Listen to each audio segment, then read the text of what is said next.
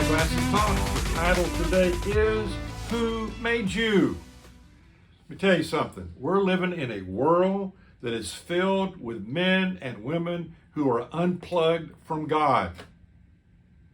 Some say, well, I don't believe in God. I don't believe God made me. I don't believe there is a God. So that's it. I say, well, in fact, they say, I am my own God. And to that I say, so how did you get here? Well, I just evolved. So are you telling me you, an educated person, actually believe that you popped up out of a puddle of protoplasm? If that's true, no wonder we have so many people in our country that don't respect themselves and don't respect other people. If we came from a puddle of protoplasm? So, the question we need to talk about is this. How did we get here? It's the question, the age-old question of existence. Only three possible answers. Number one, everything, these are possible answers. Everything eventually came out of absolutely nothing. If this wall behind me in the bookshelf were a blackboard, what this theory says that everything eventually just popped out of nothing. It wasn't, and then boop, there it was. No thinking person holds that theory because it doesn't give you any answers to the specific questions of why am I the way I am, etc. Second possible answers. Time plus chance equals existence. Over a period of time and some element of chance which we don't understand, things evolve. This is where you find Darwin and evolution, and poof, everything just kind of came into being and started to develop and grow and be more intricate and complicated, etc. Second possible answer. Third possible answer. There's a personal beginning. So, personal beginning means that there's someone behind it all. Someone, not a thing, not an idea. Someone. So I asked a man one time who was flying from Virginia to Dallas, I said, now let me ask you a question. I said, so when you flew down from Charlottesville, Virginia, you left that beautiful country up in the Shenandoah Valley, you came on down over Arkansas, you came on into DFW, boop, flat as a pancake in Dallas. I said, but here's the question I want to ask you. If there were a God, and he made everything there is, everything you saw, even on the way down here from Charlottesville, what would God have to be like? Just pretend. He said he would have to be intelligent. He would have to be powerful. Somehow he would have to communicate. He would have to be creative, and so forth. I said, well, that's interesting.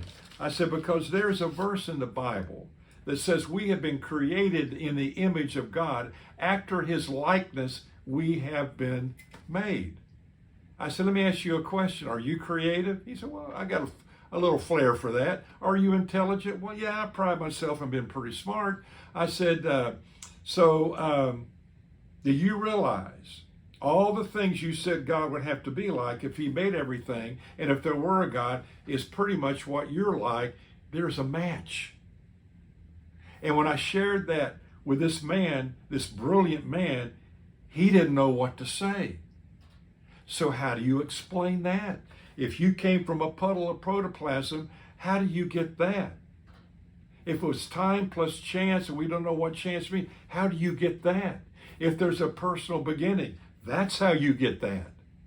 So people that are unplugged from God, and don't believe there's a God, and don't even believe they're unplugged, and don't believe that they were created by God, let me tell you, what do? Eat, drink, be merry, make lives miserable for others, steal, cheat, and they finally die. And so what they say is, life has no meaning, I have no meaning, I don't matter, nothing matters. So when you look at everything going on the television today in our world, the breakout of violence, the stealing, the murder, everything. Let me tell you, it's got a root cause to it. And it's people that are unplugged from a God, often a God they don't even know. That is the problem. Genesis 1:27 says we've been created in the image of God. After his likeness, he's made us. A moral God, by the way. A God who has morals. A man one time was asked, do you think you have morals? He said, I don't have any morals. He said, I'd go to bed with any woman. The man looked at him and said, well, let me ask you this. Would you go to bed with your best friend's wife? No, I wouldn't do that. Why not? You said you have no morals. You have just proven you have morals. If you have no morals, then you have to have no morals in every situation, and you can't do it.